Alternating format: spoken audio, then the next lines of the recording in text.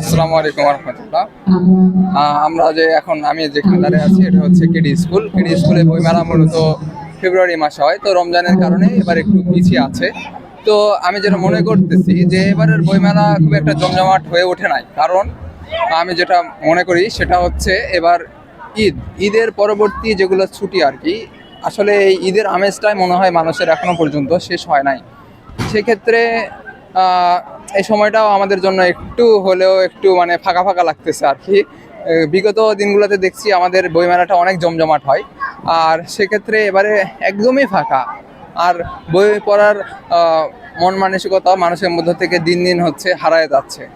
আমরা বিশেষ করে মানে এখন বইমেলায় আসি যা শুধু ছবি ওঠানোর জন্য, যেটা সত্য কথা আর কি। আমাদের বই পড়ার মানে যেগুলা গল্পের বই হোক বা বিভিন্ন শিক্ষণীয় বিষয়গুলা যেগুলা বৈজ্ঞানিক হোক, ইতিহাস, আমাদের তো এগুলো সব জানতে হবে। আসলে এইসব থেকে আমরা মানে বলতে পারি যে আসলে বই পড়ার যেই গুরুত্বটা আসলে দিন দিন যাচ্ছে, হারিয়ে যাচ্ছে।